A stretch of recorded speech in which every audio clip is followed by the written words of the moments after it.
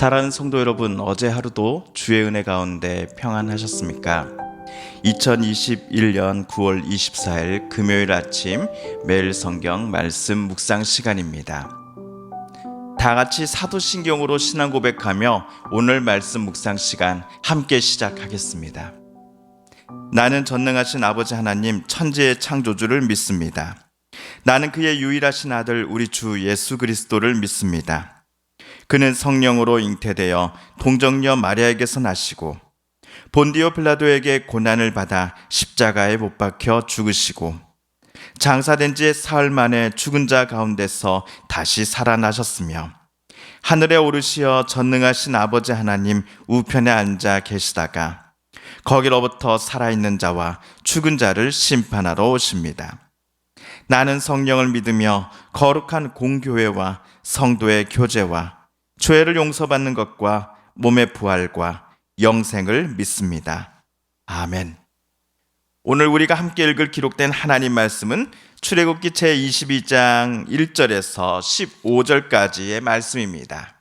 구약 115쪽경에 있는 출애굽기 제22장 1절에서 15절까지의 말씀입니다.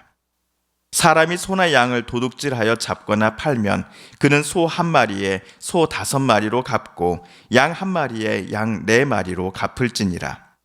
도둑이 뚫고 들어오는 것을 보고 그를 쳐 죽이면 피 흘린 죄가 없으나 해 돋은 후에는 피 흘린 죄가 있으리라. 도둑은 반드시 배상할 것이나 배상할 것이 없으면 그 몸을 팔아 그 도둑질한 것을 배상할 것이요. 도둑질한 것이 살아 그의 손에 있으면 소나 낙이나 양을 막론하고 갑절을 배상할지니라. 사람이 밭에서나 포도원에서 짐승을 먹이다가 자기의 짐승을 놓아 남의 밭에서 먹게 하면 자기 밭에 가장 좋은 것과 자기 포도원에 가장 좋은 것으로 배상할지니라.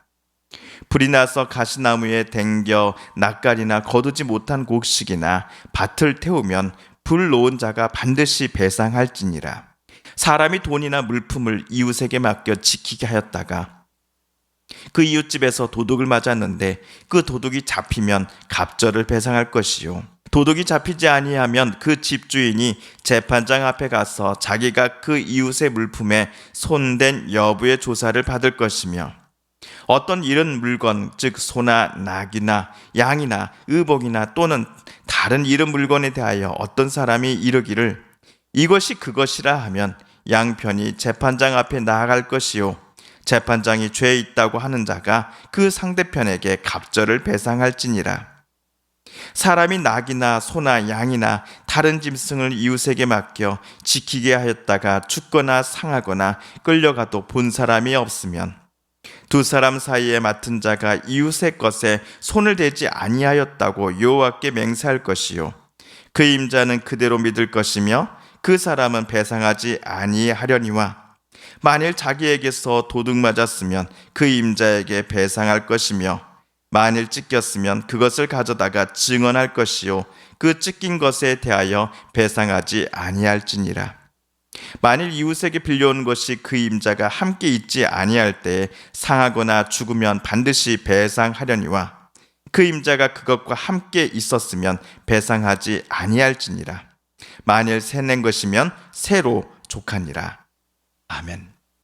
어제 읽은 21장에서는 소가 사람을 쳤을 때와 사람이 파놓은 구덩이에 소가 빠져서 죽었을 때의 사례에 관한 규례들이 적혀져 있었습니다. 한편 오늘 22장에서는 배상에 관한 법이 기록되어 있습니다. 국어사전에서 배상이란 단어의 뜻을 살펴보았더니 이렇게 쓰여져 있었습니다. 남의 권리를 침해한 사람이 그 손해를 물어주는 일. 그렇다면 보상이라는 단어도 있지 않습니까? 보상의 뜻은 무엇일까요? 배상이라는 단어를 쓰고 싶을 때 종종 우리가 배상이라는 단어 대신에 사용하곤 했던 이 보상이라는 단어. 뜻은 다음과 같습니다. 국가 또는 단체가 적법한 행위에 의하여 국민이나 국민에게 가한 재산상의 손실을 갚아주기 위하여 제공하는 것 또는 행위, 이것이 보상입니다. 쉽게 말해서 배상은 내가 남의 권리를 불법적으로 빼앗았을 때 생겨난 상대방의 손해를 갚아주는 일입니다. 반면 보상은 국가나 단체가 법에 정한 원칙에 따라 일을 추진하다가 생겨난 누군가의 재산상 손실을 갚아주는 것을 가리킵니다. 나로 인해 생겨난 누군가의 손해보험을 갚아주는 차원은 배상이나 보상 모두 같다 할 수 있겠습니다만, 배상은 불법적인 절차와 행동 때문에 생겨나는 것이고, 보상은 합법적인 절차 때문에 생겨난 것이다 라고 한 차이점이 있습니다. 저도 이렇게 말씀드리면서도 막 헷갈릴 때가 많은데요. 앞으로는 이 배상과 보상이라는 단어를 헷갈리지 않도록 잘 사용해야겠습니다. 배상은 불법적인 과정을 통하여서, 보상은 합법적인 적법한 일들을 하다가 생겨난 손해에 대해서. 자, 배상과 보상 어느 정도 구분이 되셨지요? 자, 그렇다면 오늘 22장의 제목을 제가 앞에서 무엇이라고 말씀드렸는지 여러분 기억하십니까? 예, 배상에 관한 법이다 라고 말씀드렸습니다. 누군가의 손해를 갚아주는 것은 맞는데, 배상이라고 하였으니 절차상 불법이었습니까? 아니면 합법이었을까요?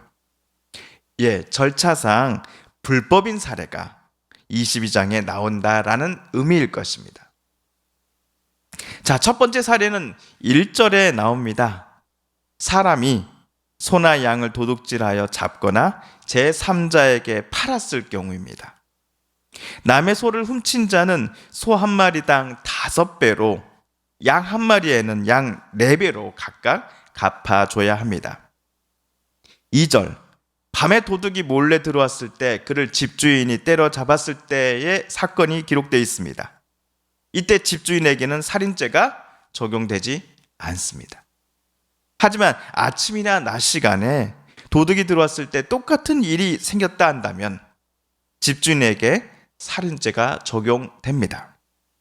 이때 현장에서 붙잡힌 도둑의 손에 훔친 것들이 여전히 살아있은 채 쥐어져 있다 한다면 소나기 양을 막론하고는 갑절을 도둑은 배상해줘야 합니다. 만약 그가 배상할 돈이 없다, 그러면 그는 자기 몸을 팔아서 종이 되어야 합니다. 자, 5절은 사람이 자기 짐승이 남의 집 포도원과 밭을 망쳐버리는 경우입니다. 이때 짐승의 주인은 자기 밭에 가장 좋은 산물로서 피해 입은 이웃의 손실을 배상해 줘야 합니다. 6절은 어떤 이가 자기 밭에 불을 붙였는데요, 그 불이 바람을 타고 넘어가서는 이웃집의 곡식과 밭을 모두 태워버렸을 때 일입니다. 이때 불러온 사람이 반드시 배상해 줘야 합니다. 7절, 8절은 A씨가 돈이나 물건을 이웃집 B씨에게 맡겨놓았을 때 일어난 사건에 관하여 이야기합니다.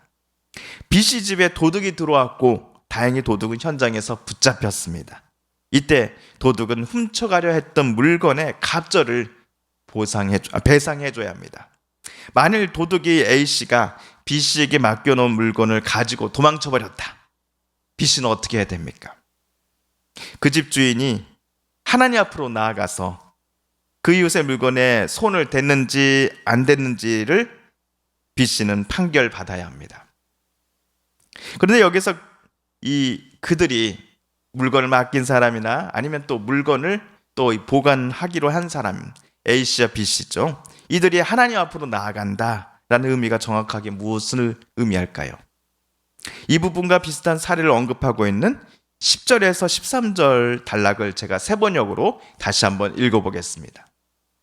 어떤 사람이 그 이웃에게 낙이든지 소든지 양이든지 그 밖에 어떤 집짐승이든지 무엇이든지 지켜달라고 맡겼는데 그것이 죽거나 다치거나 아무도 모르게 없어졌으면 그것을 맡은 사람이 이웃의 짐승을 가로채지 않았음을 주 앞에서 맹세함으로써 둘의 옳고 그름을 가려야 한다. 이 경우에 그 임자가 맹세를 받아들이면 그는 물어내지 않아도 된다. 그러나 도둑 맞은 것이 확실하면 그는 그 임자에게 도둑 맞은 것을 물어주어야 합니다.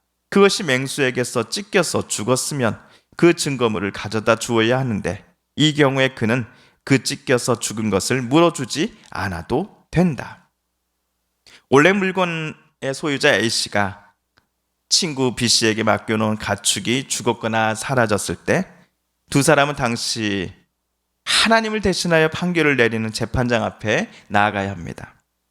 이때 물건을 맡기로 한 B씨가 저는 A의 가축을 중간에 다른 데로 빼돌리거나 죽이지 않았습니다. 저를 위해 절대로 사용하지 않았습니다. 라고 말하였고 친구 A도 B의 말을 그래, 이 사람의 말이 맞는 것 같습니다. 라고 인정한다면 이번 사건에 대해 물건을 잠시 맡겨주기로 한 이 B씨는 어떤 것도 A에게 배상하지 않아도 됩니다. B에게 맡겨놓은 것들 중 도둑이 훔쳐가지 않은 것만 A는 그대로 그냥 가져가면 됩니다. 또한 B씨 집 울타리에 있었던 A의 양을 일이나 늑대가 물어뜯고 죽였다라고 한다면 이번 경우에도 B는 그 찢긴 흔적들을 A에게 보여주며 또 재판장에게 보여주며 배상할 책임이 없게 됩니다. 그러나 B씨의 집에 도둑이 들어서 도둑이 A씨의 물건을 훔쳐간 것이라 한다면 B는 A가 맡겨놓은 것에 상응하는 것으로 배상해줘야 합니다. 아마도 물건을 잘 보관해서 A씨가 되돌려받기를 원하는 그때 보관인 B씨가 되돌려주지 못한 것에 대한 책임을 법정은 물었기 때문일 것입니다. 혹시라도 이때 잃어버린 물건을 이웃이 자기 집에 보관하고 있다는 것을 A가 보았습니다. 내 물건인데? 저거 내가 B에게 맡겨놨던 거 왜 저 D씨 집에 가 있는 거야? 라고 하면서 법정에게 말을 한다면 법정은 이를 확인하고 D씨는 A씨에게 갑절을 배상하라 라는 판결을 내리게 될 것입니다. 그리고 오늘 본문 14절과 15절은 임대와 임차권에 대한 규례입니다. 14절에서 C씨가 자기네 밭을 가려고 D씨의 소를 빌려왔습니다. 그런 며칠 후 C씨네 외양간에서 D씨의 소가 쓰러져 죽어 있는 겁니다. 이 현장을 C씨가 발견했을 때 소주인 D씨는 아무것도 모른 채 자기 밭에서 그냥 일을 하고 있었죠. 이런 경우 법정은 D씨의 소가 죽은 것에 대한 모든 책임이 빌리는 사람 C씨에게 있다라고 판단하고서 C씨가 소주인 D씨에게 배상해 줄 것을 명령합니다. 하지만 소가 일을 하다가 갑자기 쓰러져 죽은 현장에 빌린 사람과 빌려준 사람 모두가 같이 있었다 한다면 빌린 사람 C씨는 소임자 D씨에게 배상할 필요가 없게 됩니다. 대신 그 소를 처음에 돈을 주고 빌린 것이었다고 한다면 빌릴 때 소임자에게 C씨가 준 값으로 손해배상을 대신하면 됩니다. 여기 15절까지 배상에 관한 법이었고요. 다음 주 화요일에 읽을 16절부터는 도덕에 관한 법을 우리 함께 묵상해 보도록 하겠습니다. 오늘 배상에 대한 법을 읽으면서 뭐 이렇게 복잡해 라는 생각을 다들 하시지 않으셨습니까? 저도 같은 생각이었습니다. 하지만 이 법을 하나님께서 모세에게 전해주실 때가 주전 13세기경 오늘부터 한 1400년, 1500년경 전의 이야기였다라고 한번 생각해 볼 때 요즘 현대 민법의 수준만큼은 아닐지라도 매우 세밀한 부분까지 세밀한 부분까지 오늘 우리가 읽은 법들이 언급하고 있다는 것이 참으로 놀라운 일이었습니다. 오늘 배상법에서도 재판장이 중점적으로 살펴보는 것은 고의성의 여부입니다. 하나님을 온 마음 다해 사랑하고 자기 이웃을 자기 몸처럼 아끼고 섬기는 것이 하나님 나라 백성의 자세입니다. 그런데 이러한 하나님 나라의 백성의 모습과는 정반대로 고의를 가지고서 남에게 피해를 주고자 하며 남의 것을 악한 계획을 세워서 빼앗는 행위를 하나님은 기뻐하시지 않는다라는 것을 우리는 또한 깨닫게 됩니다. 사랑하는 성도 여러분, 오늘 말씀을 읽으실 때 하나님께서 저와 여러분에게 깨닫게 해주신 교훈과 말씀, 들려주신 음성을 기억하시며 이 시간 우리가 함께 읽은 말씀을 또한 여러 번 묵상하며 기도하기를 원합니다. 우리 성도님들과 가족들 중에 하나님의 고쳐주심과 일으켜 세워주심, 또한 치료하여 주심을 놓고 간절히 기도하는 분들이 계십니다. 하나님 고쳐주소서, 하나님 일으켜 세워주소서, 하나님 회복시켜 주옵소서. 코로나19와 맞서 싸우며 수고하고 애쓰는 대통령이야 모든 지자체 공무원들과 또한 특별히 의료진들 가운데 지치지 않는 마음 허락하여 주시고, 코로나19로 인하여 아파하고 힘들어하는 이들이 어서서기 회복되고 치료받게 하여 주시고 다시금 앞날에 대한 소망과 희망을 품을 수 있게 하여 주옵소서라고 기도드리십시다. 마지막으로 우리가 가지고 나온 간절한 기도 제목, 하나님께 아뢰며 하나님의 은혜 보좌 앞으로 더 가까이 나아가겠습니다. 함께 기도합니다.